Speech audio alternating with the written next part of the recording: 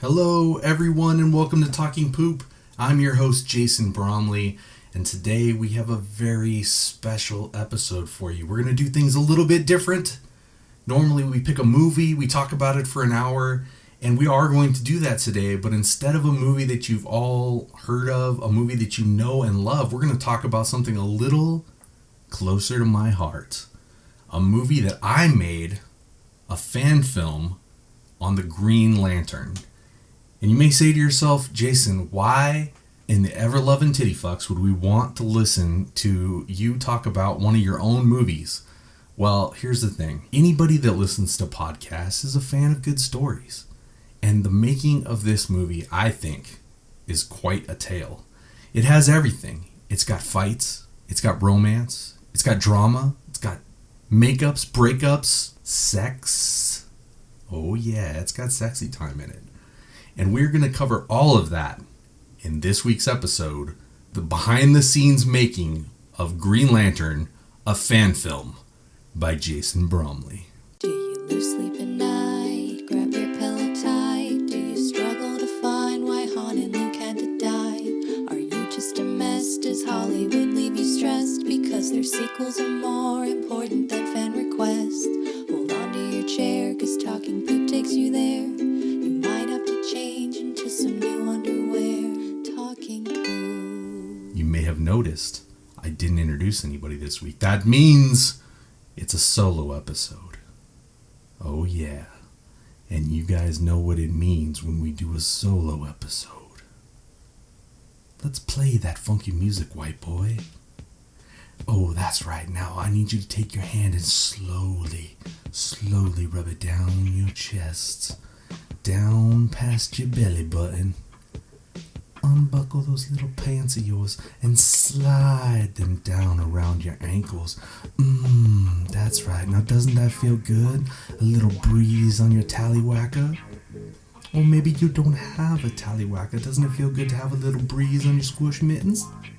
Yeah, it does. Oh, that's right. Get into the mood, baby.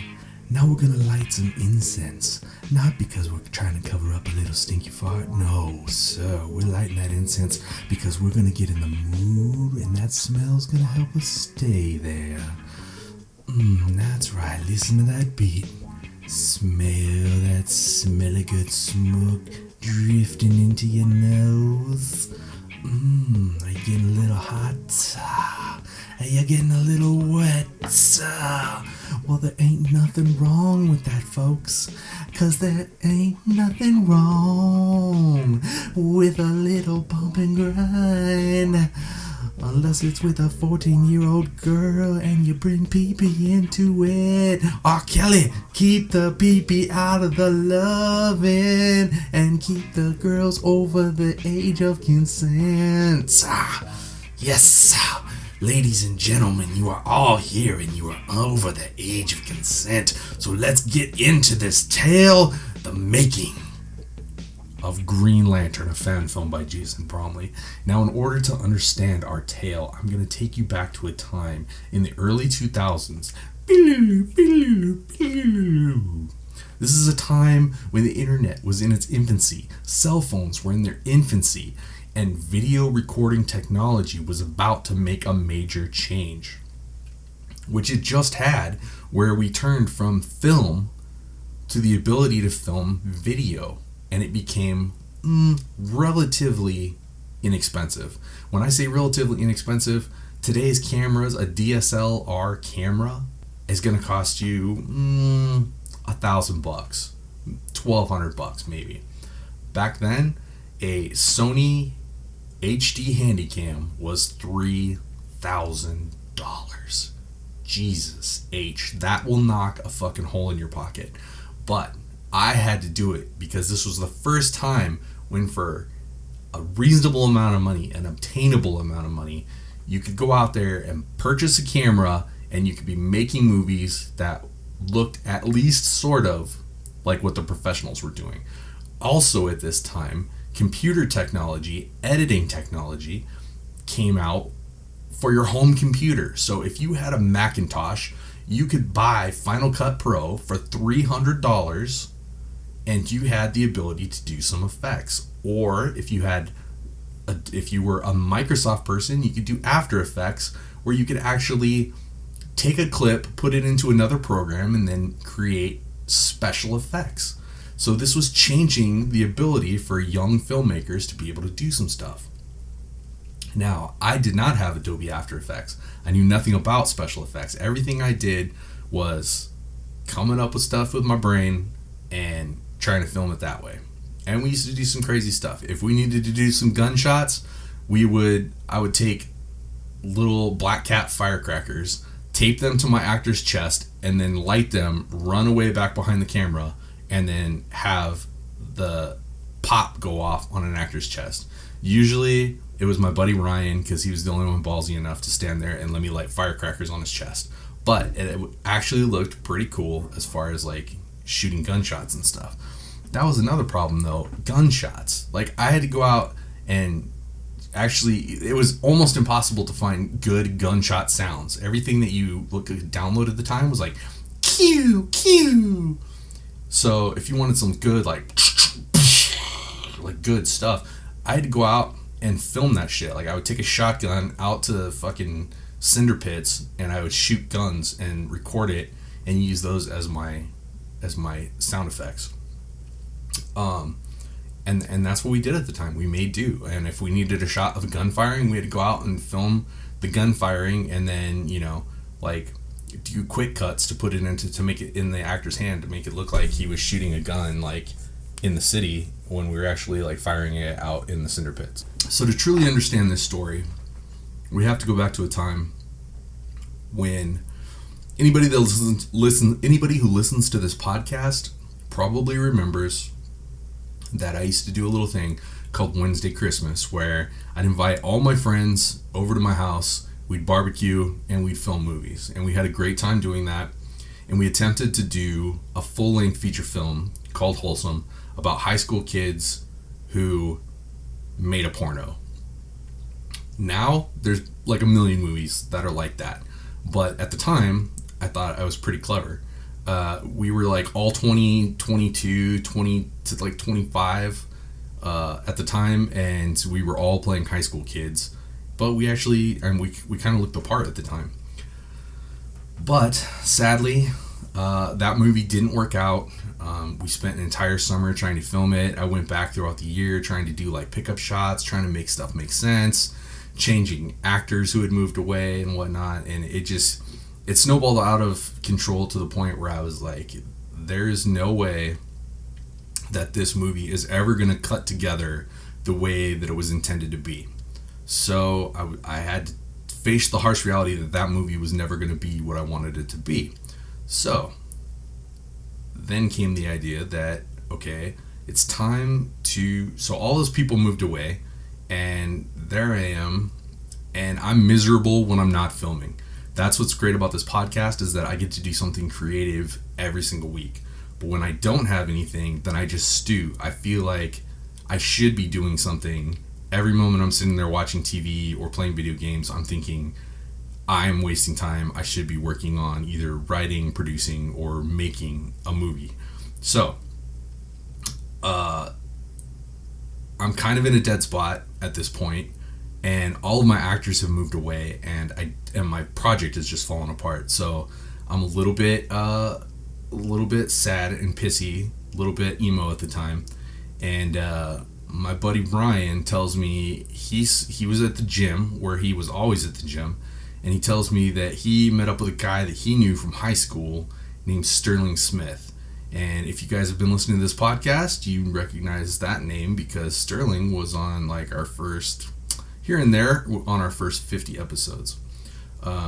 Disclaimer, the reason why I'm the only person talking on this podcast is because everybody from this time period in my life is no longer speaking with me. And as we go on, you guys are going to find out why. So, Sterling comes over to my house one day, and first impressions, he shows us a movie that he made. And my first impression was, this guy is just like me, except for he's super ambitious as far as like what he's doing. I was filming movies a lot like Kevin Smith, where it was just guys hanging out and talking. His first movie was like a Lord of the Rings epic, like battle movie that he filmed in Flagstaff in the forests, and he made all the costumes and the weapons, and he actually like went to the Renaissance Festival and got a bunch of extras. And it wasn't a great film, but it was super ambitious. And I remember thinking like, oh damn, this guy is doing what I'm missing. And that's like, he doesn't care if it's not perfect. But he's going balls to the wall. And so I was impressed with that. And I said, I want to do a movie that's totally balls to the wall. And at the time, he wanted to do a Star Wars fan film, and he wanted me and Ryan to work on a Star Wars fan film. And of course we were like fucking gung-ho for that. So we made lightsaber sticks and started practicing in the backyard and putting together a routine that we were then going to film. At the time, I remember Sterling had like some lofty ideas about how he was going to rent studio space, and he was going to make this whole skiff thing, and there was going to be a scene where people were fighting on the skiff and falling off, and it was going like 100 miles an hour. And I was just like, God damn, yeah, man, yeah, that's what we need. We need to fucking go balls to the wall. The only thing that limits us is our imaginations. Nope, that's actually not true. There's a lot of things that limit us, and there was a lot of things that limited Sterling. But like I said, he also had the After Effects program, and he was playing around with that, doing little things at the time, but I could see where the potential was there.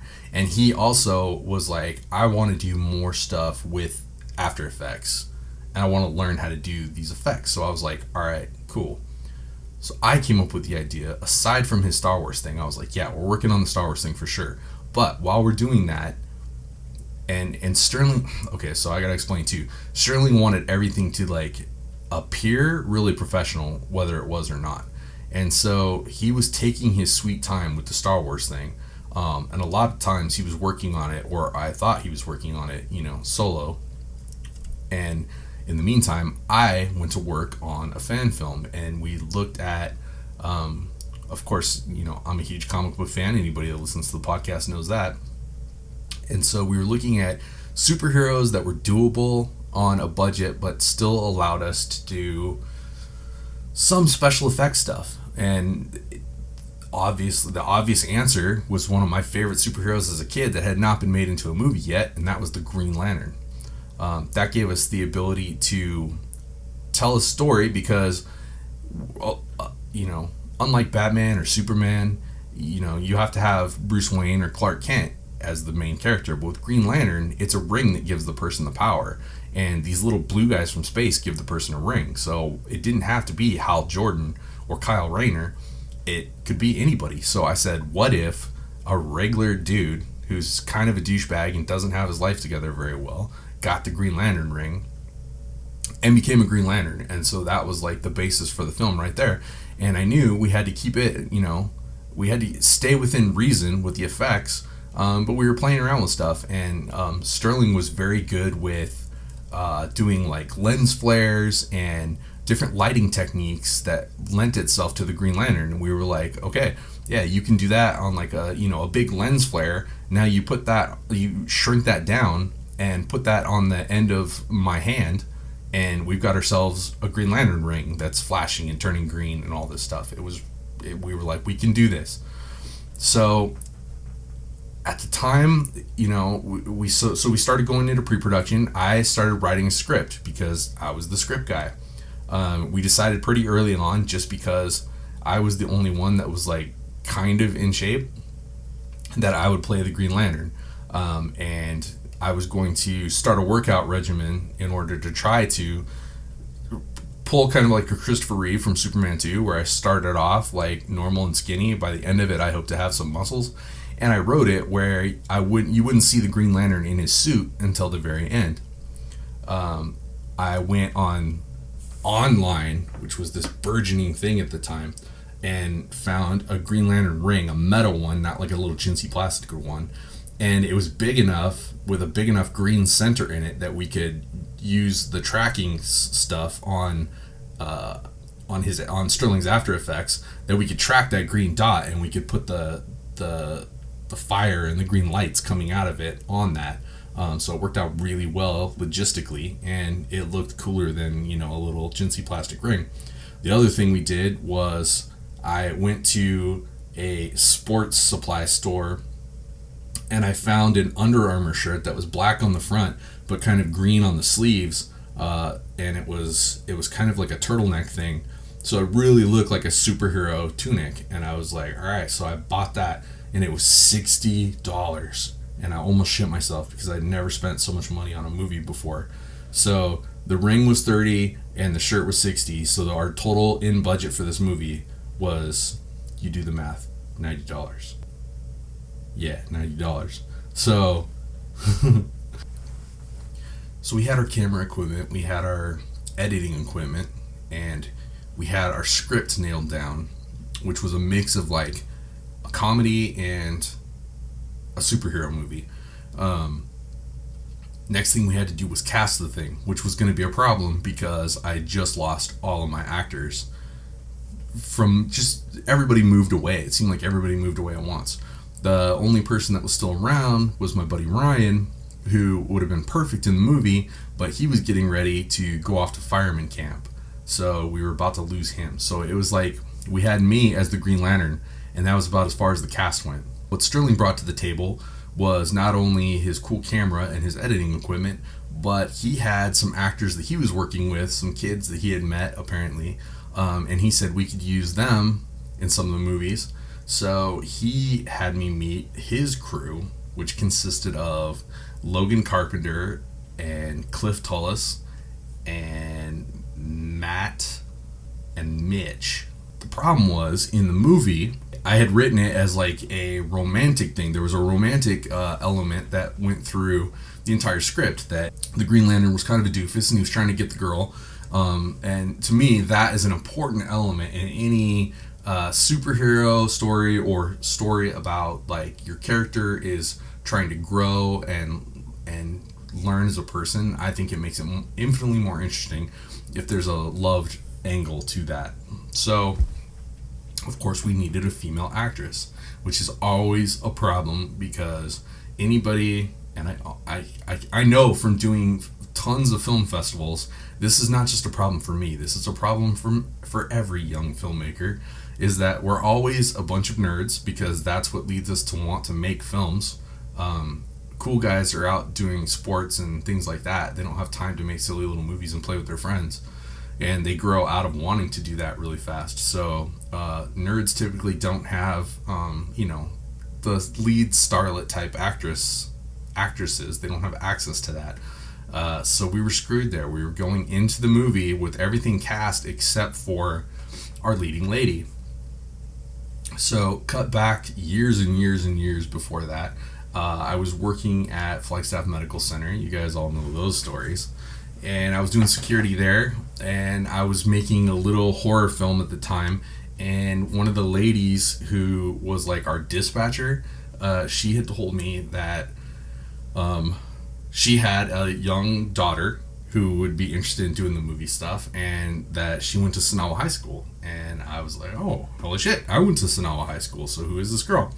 So it turned out that this was a young lady named Kelly Dale, who apparently knew me, but I didn't know her, which was weird because she was like a super popular cheerleader, and I was a weirdo, like goth, rock and roll kid. I was dubbed a stoner, although I was not a stoner at the time. But she remembered me because she said that I was like super creepy. So through her mom, I wound up meeting her, and she came over for one day to be in our little horror movie. Once I saw her, then I totally remembered her from school. One time I had done like these, like I had done the student election videos. Like each of the candidates got to make a video, and she had come in, and I remember because she had a broken arm at the time, and so me and my buddy were doing those videos, and then I remembered her from that. So Kelly came over, and she was always like cool and always made time for us, and But this was going to be different because this was going to be like the first like lead role where she really had to put in some time. But called her up and she was totally game and was totally liked the script and liked the idea. So she became my on-screen love interest, and we went ahead with filming the movie. The original opening scene starts off with, I think I had seen Hancock at the time with Will Smith, and I was like super impressed with that opening sequence where he's like taking out all those dudes in the car on the freeway, and I was like, oh man, we should do something like that. And we wound up saving it for the end of the shoot, and then realized as we were doing it there was no effing way that we were going to be able to do a high-speed car chase in the city and not get either killed or in big trouble. So we decided to put that off till the end. And what wound up happening at the time was that, so rewind again, I was married at the time. I got married right out of high school, and that marriage was not ever a good situation. We broke it off after being married for 2 years, and then we were separated for a year, and then we got back together, and that's a whole other story. But after that, we wound up buying a house, and we continued to do all the things that troubled couples do to try to fix the relationship. Thank God we didn't have kids, but we started off like having animals and trying to do it that way, and then we wound up having the Wednesday Christmas thing, which we just thought was like us being cool. It wasn't until looking back on it later that we realized, oh, we're doing this because we can't stand being alone with each other. So we'd have all of our friends over there all the time, and we just kind of had like an open door policy, like, oh yeah, just come on, walk on in. So after everybody moved away, there was an uncomfortable period there where we were like, oh fuck, we're alone in the house again together, and this sucks. And so subsequently, her sister was having trouble with her daughter, who was 16 at the time, and they wanted to get her, she had a boyfriend, and they were getting too close too fast, and so she wanted to get her out of California. And so we thought it would be a great idea to take in this troubled teen and set her straight, because why wouldn't two people that can't even get along with each other not be able to raise a 16-year-old child? Yeah, it was as bad as it sounds. So anyway, so this young girl comes to live with us. Her name was Sarah, and Sarah wanted to do the movie stuff with me, so I was totally cool with that. We became fast friends. And for anybody out there that's wondering, don't become fast friends with a 16-year-old girl who you're trying to raise, because being her friend doesn't work. That's free advice for anybody out there in that situation. So what we wound up doing was, I thought, okay, we can use Sarah in this movie, and I wrote a new opening sequence where there was another Green Lantern who was in danger, and our main bad guy in the script was Parallax. For any comic book people out there, Parallax is a kind of like a Venom type thing, where it's almost like another entity that's like living on your body or living off your body like a parasite, and it's evil. And so in the comic books it looks really crazy and cool. We knew we couldn't do that, but the idea of Parallax was perfect because we could have different people be the bad guy throughout the movie, and we could change what it looked like, and so the entity could like change from person to person. So it was like perfect plot device for our movie, and it also fixed the idea that if one of our actors decided to just bail, like had happened before, we could recast and continue on with our movie. We come up with a little Green Lantern costume for Sarah, and we open the scene with her running through the forest, and she's being pursued by Parallax, who is it was actually me wearing all leather and a paintball mask with spikes that we like put through the paintball mask, and we only show me from behind, so you don't ever see my eyes or anything. And so I capture her, and she sends the ring off into space before she's killed, and then Parallax kills her and then goes after the ring, and the ring winds up coming to Earth and landing in an alley, and that's where we meet our main character, me, Evan Jenkins was the title of my character, which I didn't realize until later on when it was pointed out to me that Evan Jenkins is definitely a black dude's name. But I have never been good at coming up with character names. A lot of times I wind up doing like just looking around at my action figure collection, and I'll take a first name and a last name from my action figures and like mix them together, and that's where I get my names from. So I don't actually remember where Evan Jenkins came from, but I'm pretty sure that was the equation that made that name happen. So in addition to the Evan Jenkins character, which I knew as playing the guy that turns into a hero, that Evan kind of had to be the straight man, and I wanted a comic relief. So out of the group, the funniest guy, the guy that stood out the most, was Logan Carpenter. And he just had this look about him and this weird way of speaking and a weird sense of humor too. And I wound up using Logan in a bunch of my short films. And the thing about Logan is that because he had such a cadence to the way that he spoke and the way that he told jokes, it became very easy for me to write parts for him. And that's what I did with Green Lantern. The character of Evan Jenkins' brother started off very generic and then became Logan as we went, and I would rewrite as we were filming so that like we could do jokes that matched Logan's cadence. So we opened the movie with me like passed out on the floor at my parents' house, and we established that me and my brother, of course, still live with our parents, but he's going to college, so he's like the golden boy and I'm like the piece of shit. So cut to a night scene where we actually went downtown. We filmed without permits, but downtown Flagstaff, if you've never been there, it has the same buildings that were there in the 1800s. And the downtown area, I mean, it's as much of a movie set as you could ever ask for, with the brick buildings, and there's like faded murals on the brick and old advertisements painted on the bricks.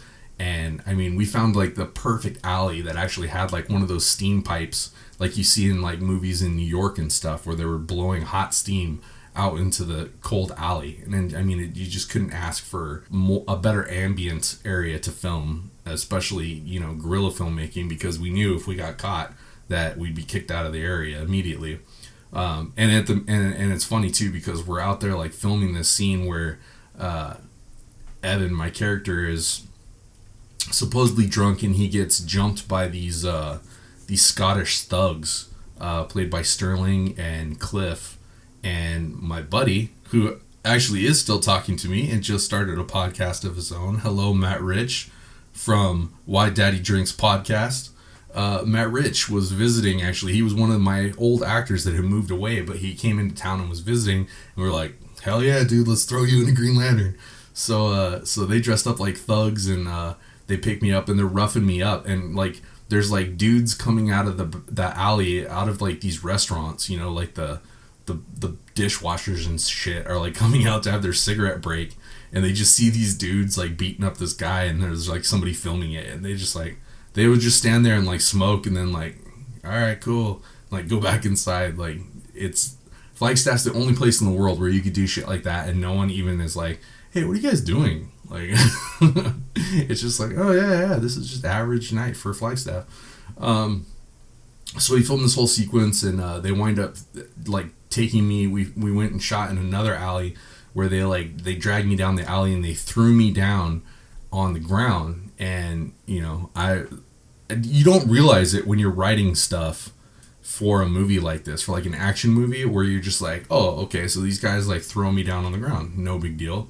Then you realize, like, in Hollywood, like, if you get thrown down on the ground, you're gonna have like padding, and you're gonna have like a stunt double to do it for you, and going down to the ground, being like damn near 6 feet tall, and then being thrown on the ground, that fucking sucks, man. And I didn't have a stunt double, and I couldn't wear pads underneath my clothes because we didn't have anything that could even like not be obvious. So not only did they throw me down on the ground in an alley, but there was like a sheet of everything. It was wintertime, and so everything's covered in snow and ice. This whole alleyway, because the buildings on either side covered it so that the sun never touched this. So like the water would like melt from the surrounding areas into the alley, and then at nighttime it would freeze. So there's like 4 inches of fucking thick ice on the ground. And in that ice, so in Flagstaff they don't use salt to melt the snow, they use cinders. So there are these little fucking shitty sharp cinder rocks, and those had been drug into the alley from the cars going back and forth.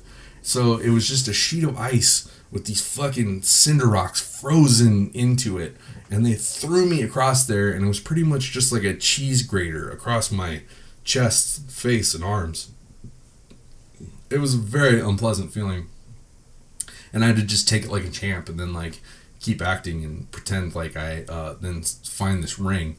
So I find the Green Lantern ring and I take it, and then that brings Parallax to my front door. We did this whole scene. It was my old high school, which was a great building for filming, and no one was ever around there like on the weekends, so we had access to the outside of it at least. So we did this whole thing where like my brother, played by Logan, is like hitting on this chick, and then I show up and he has taken the ring because he saw it laying on the table, and so he just took it and he's trying to impress a chick, and he gives it to her like as his class ring, and I have to go and get it back. And then Parallax shows up and tries to take it, and we did a little fight sequence that we just like put together really fast. And one of the things I love is when like the hero like punches the bad guy, and like he just like moves his head a little bit and it barely affects him, and then the hero's like, oh shit, and then he gets worked over. So we tried to do that, but I had Harrison Ford in my head when I was doing it, but it looked more like it was more of a like a Jim Carrey when it actually got pulled off. It didn't look nearly as cool as I had hoped it to. Then we're kind of like standing on the side of a hill, and again it's totally snow covered, you know, like there's a little tree down there, and like the snow was like halfway up the tree. So we were thinking like, oh, you know what'll be cool right here is if Matt, who's playing Parallax, and Matt's like 6'2", he's playing Parallax, what if he picks up Logan and chucks him into the snowbank? That will look freaking cool, right? And it was kind of downhill, so like it'll be legit. So Logan's like, yeah, of course I could do that. Jason threw himself down on friggin' shitty ice shards the other day with cinder cones in them. So I could do this. So Matt picks him up and he throws him into the snowbank. But what we didn't realize is that all of the ice that had slid off the roof had like landed right there, and then it had snowed again and snowed over all that ice. So Matt throws Logan from a standing up position, just like right, his spine just like snaps over a huge ice bank, and he just like lands on it, and just his back just bends backwards. It looked like Bane snapping Batman's back. And he was such a champ because like I know it knocked the wind out of him, and I know he wanted to cry, but he didn't. He got back up, and he actually let us do it again. But this time Matt didn't throw him. This time he just kind of like rolled down the hill, and he was like, all right, that's enough. But it turned out to be a pretty cool sequence and a really glorious scene. And we learned the danger of doing our own stunts. So here we are, cut ahead a little bit. You know, the movie's going pretty good. We're getting some great comedy stuff. We're getting some great action stuff. The camaraderie between me and Logan is hilarious, and it's working out really good. And we're building up to this big action sequence that we find a location for. And there's this place called Two Guns, Arizona. It used to be like there was like a zoo out there, and like there was a KOA campground, and this place is just out in the desert, and it's actually on the Indian reservation. So it's got a couple of buildings, and there's nobody out there. So we went out and scouted the location. It's like a 45-minute drive, so we knew that it was going to be tough, and that we'd have to get everything that day to be able to do that. But we were like, this is our end fight scene place, because we can do whatever we want and no one's going to bother us. And we have a building that we don't need permits for or anything. Of course, you do need permits to film out there. And again, guerrilla filmmaking, I say It has to be done sometimes, but definitely if you are thinking about making a movie and you're listening to this, guerrilla filmmaking at your own risk, because you could wind up in jail or with a steep fine. Or in my case, extremely ill, and we will get to that soon. So we backtrack to back in the city. We're filming stuff. Kelly shows up, and we only have Kelly. I think we only had Kelly for 2 weeks. I think she had moved down to Phoenix, I think was what had happened. But she still was going to do the movie with us. So we only had her for like 2 weeks. So we filmed all Kelly's stuff, like pretty much all in a row. And then there was a sequence where Evan shows up to her house, and he has cheated on her with her best friend, and he's trying to talk her into getting back together with him, even though he's like, he like missed her birthday and he's a total alcoholic prick, and he cheated on her, and he talks about how he cheated on her with her best friend, and then her best friend is actually in the car with her when he's coming to tell her. So apparently she's forgiven her best friend for sleeping with her boyfriend, but she does not forgive her boyfriend for sleeping with her best friend. So when that happened, she was like, "You slept with Stacy," and I go, "Oh, hey, what's up, Stacy?" And it was a funny joke, but we never had Stacy. So we filmed that scene with the knowledge that later we would have to cut away to another girl, but we were lucky that we had a girl, much less many girls. So cut to way later, Cliff, who was playing one of the thugs, and I don't know why Cliff for some reason, he became like, me and Cliff became really tight, and we did a lot of projects together later. Me and him were the ones that did the Virgin Marty, which was really funny, and I think was just before its time, and I think that we just didn't, I think it could have been something, but it didn't, it just never took off. It never got off the ground, mostly because nobody knew that it existed. But so Cliff told me that he knew a girl that would be totally down to film with us. So he brings this girl Hannah into the mix, and Hannah becomes a very important part of the story later on. But for right now, we were just going to use her as the cutaway girl to this Stacy, to this best friend character. So we wound up getting the same car. I think we went back to the same driveway, which was Sterling's driveway, and we just shot something with her. And this was like in the summertime, but all the other stuff was in the wintertime. So like the lighting was totally different and everything. But it wound up being a pretty funny joke that wound up staying in the movie. Another setback that the production had was that I had a Vulcan motorcycle that I had just bought at the time. And I thought, this character definitely drives a Vulcan motorcycle. So the motorcycle was written into the script several times, including a very important end sequence where the character was contemplating life, and he drives up to the top of Mars Hill, where the observatory is, and the observatory where they discovered Pluto, actually, a little fun fact, which is located in Flagstaff. So there was a scene where I drive my motorcycle up to the top of Mars Hill, and I'm contemplating life, and the sun's setting over the city, and it's this really beautiful scene. Unfortunately, that motorcycle never fucking ran properly, and it would work for like a week, and then we would go to film with it, and it would fucking die. And there were several times where we were filming with it, and I literally had to walk the motorcycle home. Fuck that motorcycle. I hate it. And so we wound up having to change the script, where a couple of the scenes where I was supposed to be driving the motorcycle, I wound up having to have it we would change the scene to my garage and had me working on the motorcycle instead of me going somewhere. And then it wound up working out, because like when I wrote the script, I wrote it with a location. When you then realize how many locations you've written into a movie, you realize, oh, we have way too many places to film, and no one is going to let us film there. I mean, if you want to make an independent film, and there's a lot of release forms and things now that are available that you can take to locations and get them to sign off and to do it properly. But really, anything that is a chain or, like a restaurant that is not owned locally, they will not let you film there. They will ask you to leave if you try to film there. So your best bet is to stick to mom and pop places, and you've got to be a charming motherfucker to be able to get somebody to let you film there, because they have no reason. They're there to do business and to make money. They're not going to make any money off you using their location for your silly little movie. If anything, you're going to fuck up operations for that day, and you could scare off customers. So you really have to talk your way into these places and know how to speak with people to make it seem like it's in their best interest, or that they're really doing you a solid.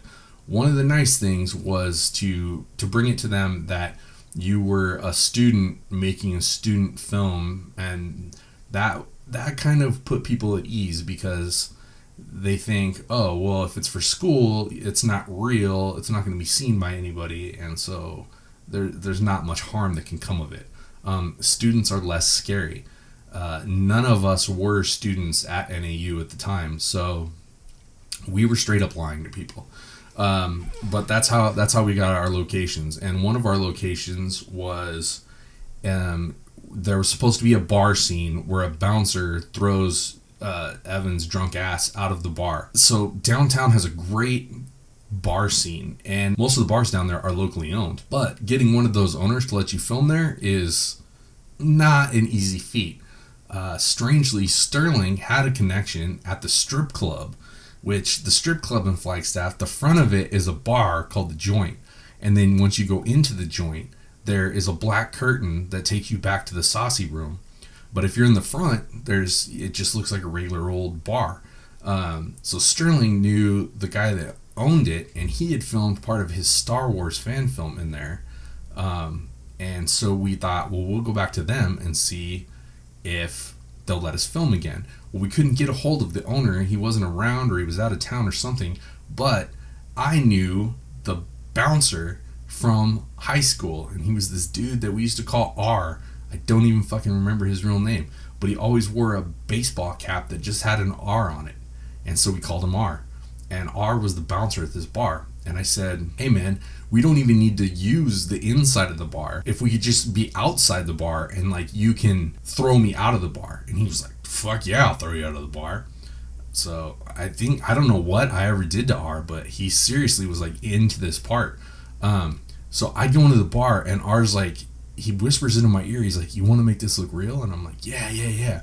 And he's like, all right, so that car out front, and I hadn't even noticed, but there was a car parked right outside the door. He's like, that's my buddy's car, so like, it's cool if like we just like, if I just throw you on the hood. And I was like, oh, all right, yeah, man, I'll do it. And he's like, you sure? Like, you want to make it look real, right? And I'm like, yeah, dude, fucking go for it. So he fucking grabs me by the thumb, which is like, I mean, that's bartender 101. You control somebody's thumbs, and you fucking control their whole body. He grabs my thumb and fucking bends it back so hard. I felt it come out of the fucking socket. He fucking opens the door of the bar with my body. Sterling's on the outside filming this. Thank God he was rolling, and we got it all in one take. But R lifted me up by my thumb and then threw me on the fucking hood of this car, and my thumb was fucking broken bad, and I was hurt, and like, I almost had the wind knocked out of me. And then he full on like ad-libs and stay out, which was glorious, and then walks back into the bar. But again, my thumb was never the same, and I definitely got way more hurt than any stunt double would ever get hurt, all for my art. So there's one scene in the movie it's like my favorite scene in the movie, and it's the scene where Evan realizes that the ring can do some cool shit other than just shoot light out of it. And so he goes, and we did a thing where like he goes out in the snow, and we just went out in the woods and just shot a scene where he's like practicing using the ring, but he's not great at it, and it doesn't always work. He hasn't figured out how to make it work yet. So he goes out, and we came up with a great idea where we were like, okay, well, we'll set up some cans, and then we'll shoot cans with a BB gun, and then we'll add in the laser later and make it look like he shoots the cans. So we did that, and it fucking looked great. It looked perfect. And then I was like, well, what if we did a little thing where, because Evan's kind of a douchebag and a pervert, what if we do a little thing where he makes a girl dancing on the ring, a little like sprite dancing on the ring. So again, we just added in another female character, which our greatest hardship is finding female characters. So we went ahead and we did the scene with me reacting as if I'm looking at a girl dancing on my fist, and had no idea what that was going to wind up looking like later. What we wound up doing is we took Kelly, because Kelly was game for anything, put her in a skimpy little outfit and shot her in front of a green screen doing kind of a little go-go dance. And luckily Kelly at some point in her life, I believe, was a go-go dancer, so she knew how to go-go dance. So we took that image of her dancing in front of a green screen, turned it bright glowing green, shrunk it down, and then just tracked it with my fist. I kept my fist real still, and that was one of the things that, you know, really helped Sterling out. Was like, he was like, dude, you are awesome at keeping a very still hand so that we could do the effects coming out of the ring, because my hand didn't move too much, so he didn't have to do too much tracking back and forth, up and down. And for anybody who doesn't know, tracking is basically like, if you add an effect over a scene, if the camera is handheld, it's moving up and down. You can't add an effect over a moving camera. Now, if you lock down the camera so it's on a tripod so that the camera's not moving at all, then it's pretty easy to line up an effect with something on the screen. If you have, like, say, a car on the street that's going to explode and the car's not actually there, you can film just a shot of the street, then you digitally put the car in. But if you film that handheld, which we filmed a lot of our scenes handheld at the time, if you try to put the car in there, the camera, even the best cameraman, it's going to move a little. It's going to jerk up and down a little bit. If you put an effect over that and the camera's bouncing, then the effect that is on top of that picture doesn't bounce. So it looks super weird. So what you have to do is you have to track it. So you find several points on the video that are like standard points, and then the computer can then track it, and it takes fucking forever to do this, and it's a very stringent process, because you have to find these little minute points that are not going to move, and then you track your image around that, and then that means that your car or whatever image you're putting on the thing, be it a gunshot over a gun or fire over something, it then moves with the picture as you're moving. And that actually looks cooler if you can have some movement in your shot. But for a lot of shots, you can fake it by just doing the static shot. Even if the shot before that was a handheld shot, you cut to a static shot for the effect sequence, and it winds up looking really good. So that's what we did for a lot of the Green Lantern scenes, is that we would just track the image, or even just the laser coming out of the ring. We would track that image over the top of things, and then you do things like you add in lens flare, which actually became a joke, because Sterling would use lens flare on everything, and it does wind up being an effective tool to make those like added in effects blend with the rest of the video a little bit better when you're working on video, because you just don't have a very three-dimensional image, and sometimes your effects can really look layered on top of something and it looks really shitty. But if you add that lens flare over the top of it, it kind of blends things together a little bit. It blends your effects with what you shot. So he used a ton of lens flare, and then his program could actually like bounce some light off of the ring. So if the ring was glowing, you'd have a little bit of glow on the wall behind it, which would make it look more realistic than had you just had that green on top of it with no shadows and no glow or anything like that. So that's just some nerdy stuff, that in case you ever want to fucking make an effects film. What the fuck is I talking about? So then I came up with this idea where I was like, oh, wouldn't it be funny if like I'm shooting the ring and the laser's coming out and then it stops and I'm trying to make it work and I'm like shaking my hand and like blowing on it like an old Nintendo game, and then I go, God damn it, and I throw my hand down and the ring goes off and blasts me up into the air. And then I come and like I go way up in the air, I go out of camera, and then I come back down into camera and land. And Sterling was like, oh yeah, that's awesome, but how would we do that? And I came up with the idea that I can literally, we'll do the camera mount static on a tripod, and then so I do the thing with my hand, and then I literally ran out of frame, climbed up a ladder next to the camera, and then jumped off the ladder right in front of frame. with the way we cut it, it looks like I shoot myself up into the air, and then you can hear me go, ah, and land right in front of the camera. And it was just a fucking cool ass effect that everybody that has seen the movie is like, oh man, that was fucking cool. How'd you guys do that? And I explained to it, and then everybody's like, oh, that's very clever, very easy. Some of the best, coolest effects are those little things where it's not necessarily a computer effect, it's a practical thing that you can do that you worked out, and those are the things that look the best and just wind up really setting your movie aside.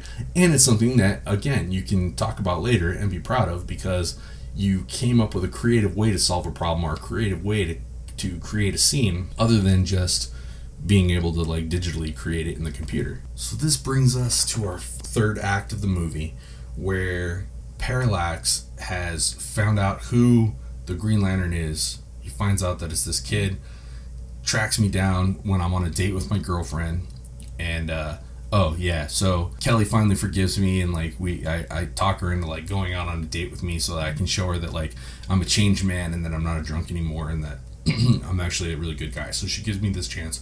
So we go out again, filmed in downtown Flagstaff at night.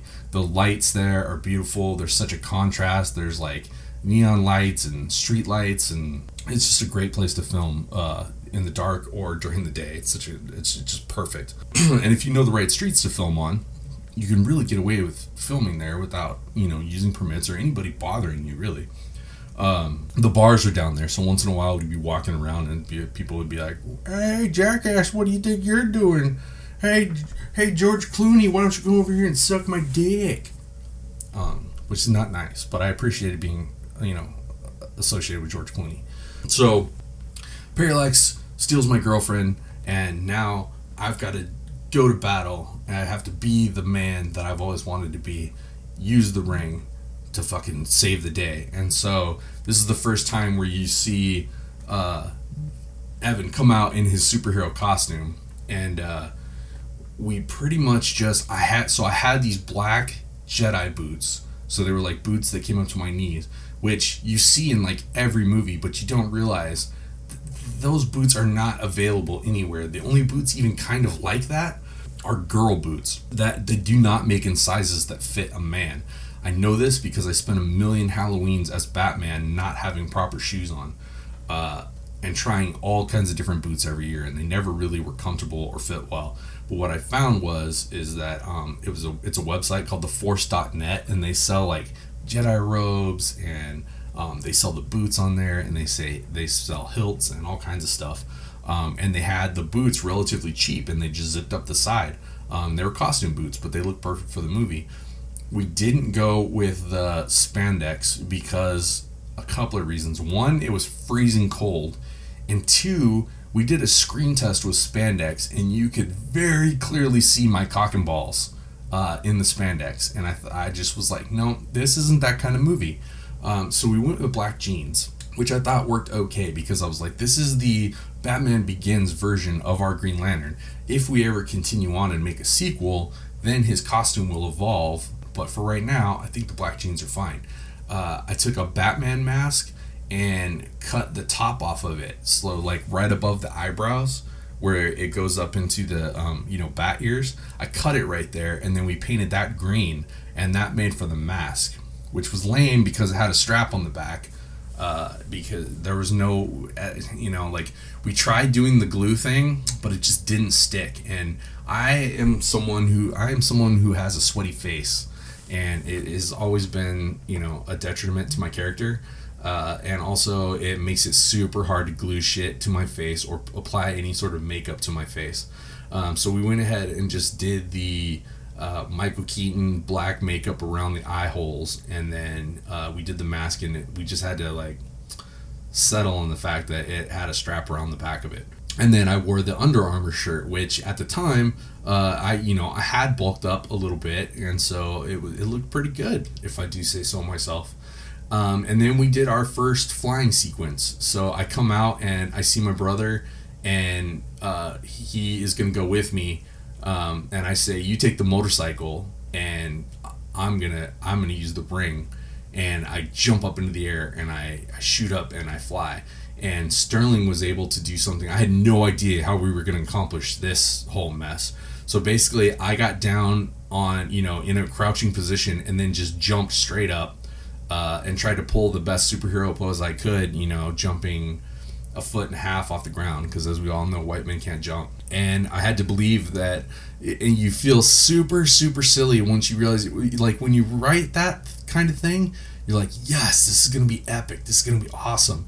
But then when you're wearing spandex and you're crouched down on the floor and you're just doing a little jump up in the air, and your Jedi boots are making weird little clippity-clop noises on the garage floor, you start to realize how fucking silly you feel.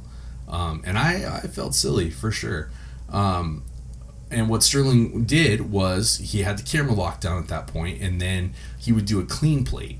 And Sterling is the clean plate fucking master. No matter what movie we did, he would take a clean plate, and then what you do is you use that then as your background, and then you can manipulate the person, the live person, over the background, because essentially you have two backgrounds there.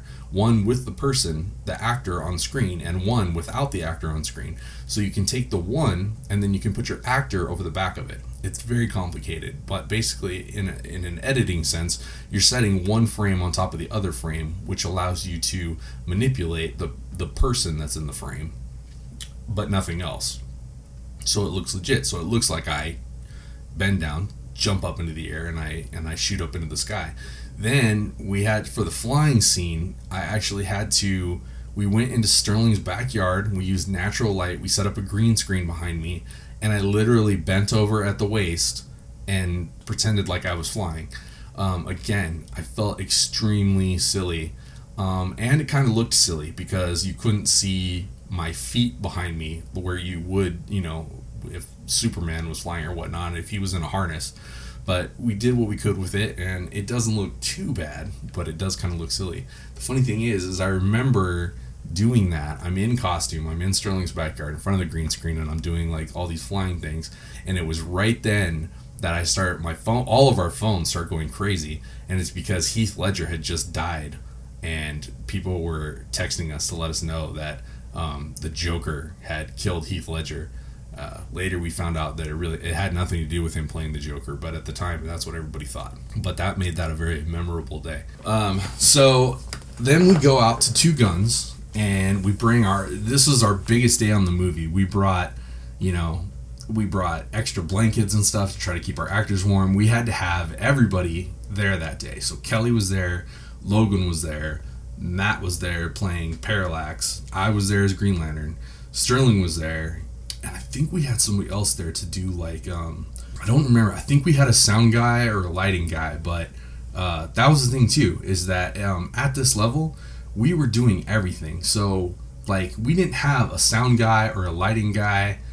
We were those guys, and if you're on camera, then you can't really be those guys. So everybody's switching hands and trying to help out where they can. And we just went out to this old abandoned piece of shit building and start choreographing our sequences. At one point there was an overhang, and we were going to have Parallax break through a drywall wall. And it had no framing on either side of it, so it was just the drywall, but it was in between, it was about the size of a doorway, and we're like, oh, that's perfect, he can break through that. Above it though was drywall, and then there was a 6-inch space between the drywall and the ceiling, and it was hanging down. So Matt was like, well, I don't want this to fall on my head when I break through the drywall, so I'm gonna pull this down. So he reached up there with both hands and he pulled it down, and about 10 tons of rat shit slid down off of it all over the top of his head, and then I was behind him, so it went right into my fucking face. And at the time I was super grossed out, but I was like, well, it's fine, what could rat shit possibly do? Well, pretty much killed all of Europe during the Black Plague, and now there's a thing called hantavirus, where it's fucking fatal to some people. And about a week after we filmed the movie, I got so fucking sick, I couldn't get off my couch. I remember my mom like went to the grocery store and got me soup and Gatorade, and then fucking like ringed my doorbell and then like ran away and just like left it on my doorstep. And I just like crawled out there, and like under different circumstances I would have been like, what the fuck, you guys? But I was so sick I didn't even care. I was just like, thank you saved my life. And that was because of all the rat shit droppings that I inhaled when Matt pulled that fucking roof down. But we just went through, man, and we just like threw each other through drywall, and we did a whole fight sequence, and we did this really cool thing where he like, there was this old freezer out there, and we had him like chuck me into the freezer, and then I like blasted him with the ring. It wound up being a really cool fight sequence. And then what we did was there was a pool on the property that was all like spray painted up and graffitied and shit. So we had it where Logan, playing my brother, gets Kelly, and they run and they hide in that pool, and Logan is like, maybe we should go help. And they look up out of the pool, and we had this really cool scene where the camera kind of pans up out of the pool, and you could see the entire, it was the like the office building for the KOA campground that was there. I think I called it a Circle K earlier. It was a KOA campground. So anyway, we did the scene, and the idea was they're like, oh, maybe we should go help. And they look, and they see the whole roof of the place get blasted off by the green light. And then Logan bends back down, and he goes, no, we should not go help. So it was a really funny little sequence. At the time, I figured Sterling could do that with his computer. It turned out to be a way harder effect, though, to make look good.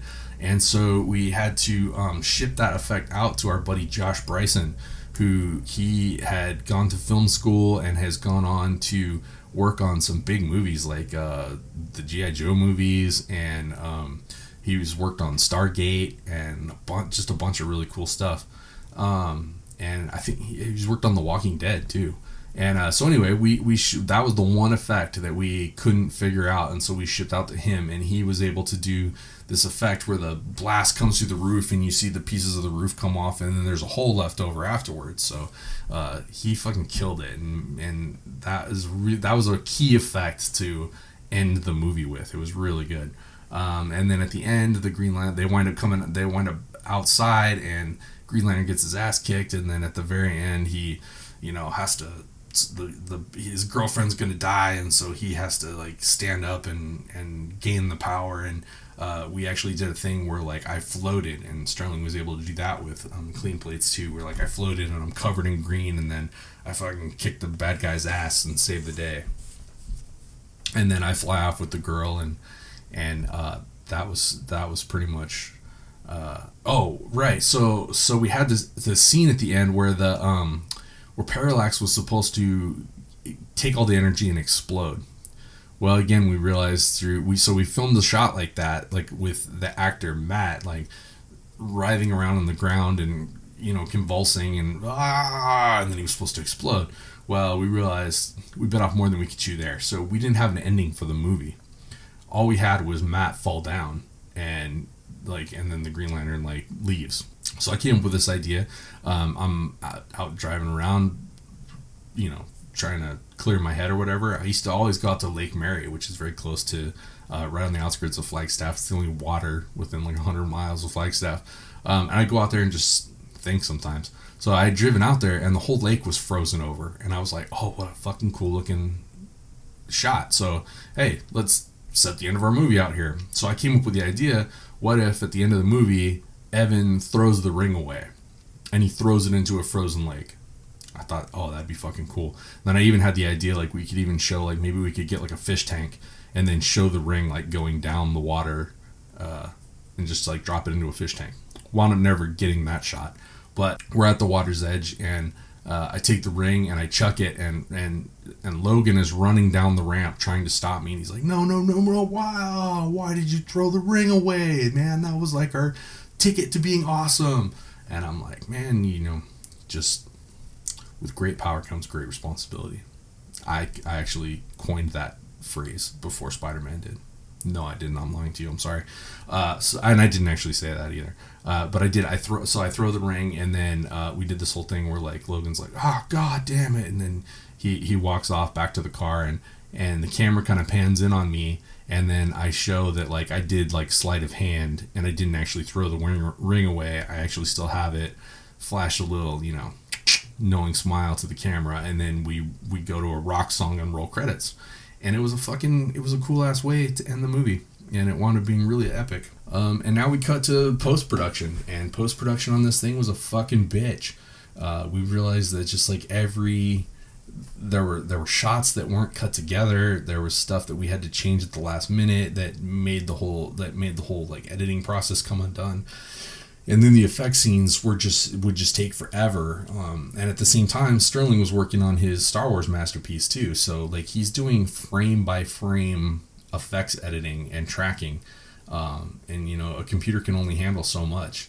And I remember like this was like the first time like me and Sterling's relationship saw some cracks in it, because I was getting super frustrated at how long it was taking, and he didn't seem like he was like this was my passion project. This was my baby. I wanted to see it done, and we had already done all this work to finish the movie.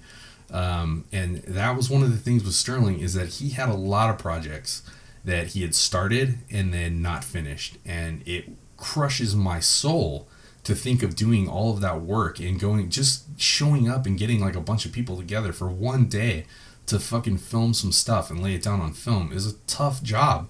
And people like leave their families and give up their time, and they lose time from their jobs and from their friends to come help us out to do this stuff. So like it's important to me to fucking make sure it gets done. It got to the point where I literally had to go over to Sterling's house and fucking hold his hand while he was editing. Editing takes hours and hours and hours, and I would go and sit on his little couch and just watch him and make sure that he was like editing and getting the shit done. Which I can say now that there was a lot of resentment that went along with doing that. But we wound up getting it done, and we fucking got it all cut together, and we had an awesome movie. And the next step was we were going to play it at NAU, and we were going to have like a official screening of our Green Lantern movie. That wound up not happening, and I don't remember how that all fell apart. I do remember going to NAU. I remember being in a theater and then playing it on the big screen for like 5 minutes. And I remember the dude saying, he was like, wow, this is really good, you guys. Like, this is really cool. And so, like, we were on fucking cloud 9. We were super excited about that. But I fucking remember. Okay, so here's a big thing for all you film guys out there. If you're looking to make a movie and you want to screen it later, you have to, if you're a student, then yes, you can show a film in a student location, like at the college.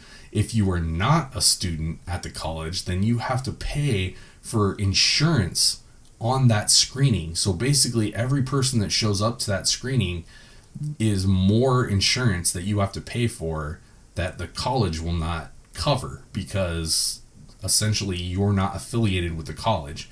So we didn't have to rent out the auditorium, but we would have had to buy this crazy fucking insurance. And so that's how that fell apart, because there was no way we could fucking afford the insurance. At the time, I was like, well, you know what we should do? We should just go to like comic book stores and just see if we could do like a little private screening, because sometimes local comic book stores will do that. They will have like little screens. They'll set up 30 chairs, sell fucking popcorn and shit, and they'll play a movie. And I thought that would be perfect. But in Flagstaff, we didn't have a comic book store like that. So we would have had to come down to Phoenix, which is a whole logistical nightmare. But that was one of the things that would have happened had things not got crazy.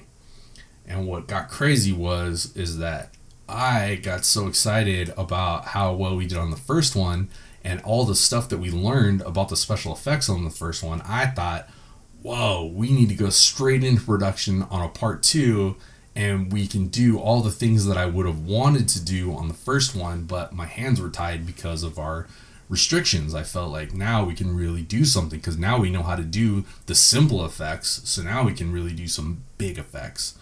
And that is where things started falling apart. And that is where we will pick up with part 2, where we talk about the making and the behind the scenes of Green Lantern 2 Emerald Wonderland. And that is where shit really gets crazy. And friendships came and went, and there were romances that flared up and are no more. And I learned a lot about myself and my limitations as a human being. So that is where we will pick up next time. And I hope that you enjoyed this. I hope that it was informative. I hope that if you are a young filmmaker, that this could, some of the information in here could help you or inspire you. And if you're not, I hope that you just weren't bored the entire time. I hope that you enjoyed the storytelling of it all. I think that, like I said, shit gets really crazy in the second one. So I hope that if you enjoyed this one, I know you're going to enjoy the second one. And if you thought that I just wasted an hour of your life, I think you should still come back for the second one, because I'm going to pull out all the stops. You're going to hear about some dicks, some balls. Okay, you're not going to hear about any dicks and balls, but you're going to hear about some cool stuff. And you're going to hear an epic conclusion to this story. So, please join us here next week. Until then, I'm Jason Bromley. And if you're not talking poop, you don't know shit.